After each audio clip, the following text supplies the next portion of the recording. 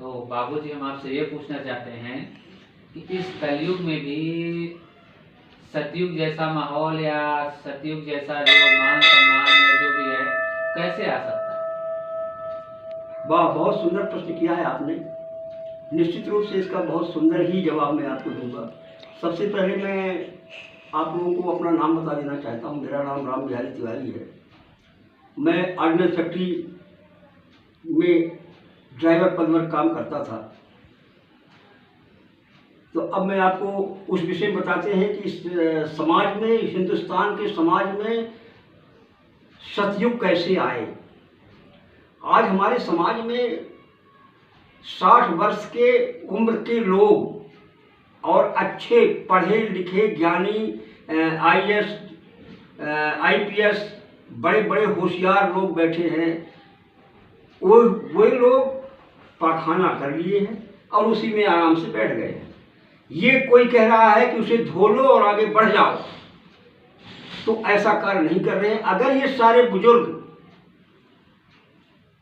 5-5 की टोलियां बना बना करके ऐसे ऐसे सुदूर गरीब बस्तियों में जाकर के ज्ञान देने से सारे दुख दूर हो जाते हैं, ज्ञान ही एक ऐसी परंपरा है, तो यह गली गली जा जा करके ज्ञान बांटना शुरू कर दें, तो आज हमारा भारत सतयुग जैसे खुशहाल हो सकता है।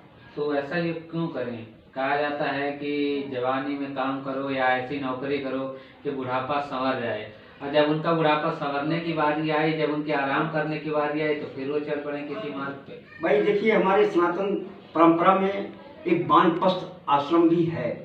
तो यह जो बुढ़ापा 60 वर्ष तक आपने जितने कार्य किए हैं, कर लिए हैं, आपके सारे कार्य पूर्ण हो चुके हैं। अब 60 वर्ष के बाद आप अपने लिए जिंदा रहिए, अपने लिए जिए। ये 60 वर्ष के बाद जो आपकी तपस्या है, आपके जीवन को भगवान के सीधे गोद में उतार देगी। इसलिए सनातन धर्म का कार्य पूरा करना चाहिए। आपको लगता है कि जो भी मतलब जो बड़े अफसर हैं या जो ऐसी जगहों से रिटायर होकर या इसमें पहुंचे हैं, जिनके पास इतना पैसा, वो ये सब छोड़ करके और उस मार्ग पर जाएंगे, जो कि मेरे हिसाब से तो कठिन होगा तो बहुत कठिन, क्योंकि माया को ही तो भगाना है, ईर्ष्या को ही तो भगाना है। ये जो लालच मोह भरा हुआ है, इसी को तो अलग करने के बाद तो सुख ही सुख है।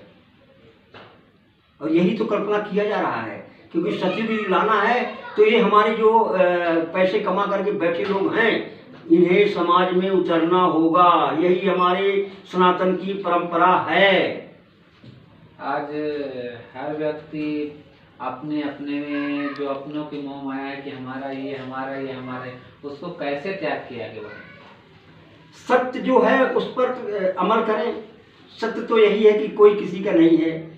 जैसे कि हमारे सूर्यकांत त्रिपाठी इंद्रालय महोदय जी ने लिख गए हैं, मैं अकेला, मैं अकेला। तो ये जो संसार में अकेला है, तो व्यक्ति को कम से कम 60 वर्ष के बाद माया मोह का त्याग करना ही चाहिए। ये जो नहीं करता है वो सीधा सीधा पखाना में बैठा हुआ है। बिल्कुल सीधा सा सवाल। लेकिन उन्होंने 60 साल तक मेहनत किया, नौकरी की, कहीं न कहीं अपने सपनों को भी मारा होगा और बहुत सारा परिवार के लिए स्ट्रगल किया। और जब उनकी ऐसे मतलब सुख का समय आया है तो उनका परिवार उनके लिए करे, या वो कहीं एक जगह बैठ के किसी तरीके से भगवान का भजन करे होता है, तो आप बोल रहे हैं कुछ टाइम को जंगलों में जाएं और कहीं जाकर किसी की सेवा करें। देखिए, हमारी सनातन परंपरा, हमारे जो संस्कार विधान हैं, यही कहते हैं कि मनुष्य को बचपन में बचपन जैसे रहना चाहिए, जवानी में जवानी जैसे रहना चाहिए, बुढ़ापे में बुढ़ापा जैसा ही रहना चाहिए। बुढ़ापा भगवत भजन में कटे, संसार की सेवा करके कटे। जो गरीब लोग हैं वो सब आपके बच्चे हैं। किस तरह का विचार करके तब यहाँ सतयुग का प्रमाण दिखना शुरू हो जाएगा। आपको लगता है कि लोग मोह माया त्याग पाएंगे? अगर बहुत बड़ी आवाज बन जाएगी इस संसार में, तो निश्चित रूप से त्याग देंगे, सब लोग त्याग देंगे, क्योंकि सत्य को पहचान जाएंगे। सत्य का आईना है, उसे दिखाना है बस। लेकिन हम किसी को जबरदस्ती या प्रेशराइज तो नहीं कर सकते इस चीज के लिए? नहीं, ज्ञान से ही ये संभव है। जब अगर उन्हें ज्ञान भर दिया जाएगा तो निश्चित रूप से वो मनुष्य हैं और मनुष्य की प्रवृत्ति होती है कि ज्ञान को पढ़ता है और समझता है और उसी की राह पर चलता है। लेकिन सबसे बड़ा जो इसमें आपका एक दिक्कत रहेगी गृहस्थ जीवन, जिसके मोह में फंस के इंसान लगभग अंतिम दिनों तक उसमें फंसा रहता है और कहीं ना कहीं खोया रहता है, और जाते जाते भी उसके मन में वही गृहस्थ जीवन की जो भी छवि रहती है, जो भी बीती बातें रहती है, घूमती रहती है। तो क्या वो उतनी आसानी से उसको छोड़ पाएगा? निश्चित रूप से ध्यान एक ऐसी परंपरा है जो हर 60 वर्ष के मनुष्य को जरूर करना चाहिए।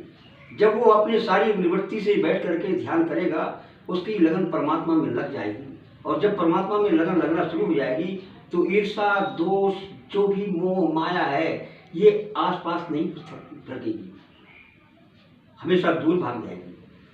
तो इन लोगों तक ये ज्ञान पहुंचाएगा कौन? ये हम जैसे बुजुर्ग किस लिए हैं? ये आज हमारे पिताजी हैं, ये बैठे हुए हैं और आज ये हमारे साथ कंधे में बैठ करके और शिक्षा के लिए जा सकते हैं। अगर ये 5 लोगों को भी शिक्षार्थी कर दिया, शिक्षित कर दिया, तो निश्चित रूप से इस देश की कायाकल्प हो सकती है। तो आपको लगता है कि आप किसी को शिक्षा देने जाएंगे और वो आएगा बोलेगा कि हम जाते हैं, हम बिल्कुल गरीब बस्तियों में जाते हैं, वहाँ पे मैं उनका नहीं खाता हूँ, मैं अपना जो पेंशन पाता हूँ उसमें से लेकर के जाता हूँ, उनके बीच में खाता हूँ और उनको शिक्षा देता हूँ, ज्ञान देता हूँ कि देखो मोह माया, दोष, नशा पानी छोड़ो और एक अच्छा जीवन जीने की उनको शिक्षा देता हूँ। निश्चित रूप से मैं आदिवासी इलाकों में जाकर घूम घूम के जाता हूँ, अपनी स्कूटी उठाता हूँ, 100 किलोमीटर इधर 100 किलोमीटर उधर, और जा करके उनके बीच में बैठ करके अपना भोजन करता हूँ और उन सबको शिक्षा देता हूँ। और मैं अपने इस अभियान में लगा हुआ हूँ। अगर हमारे साथ कोई जुड़ना चाहता है तो निश्चित रूप से आ करके जुड़े, हम उन्हें वो मार्गदर्शन देंगे कि इस धरती में आकर के सोने और कोई नूर जैसे चमकती मनुष्य जाएगा। जय हिंद, जय भारत, जय हिंदुस्तान, जय समाज, जय श्री राम।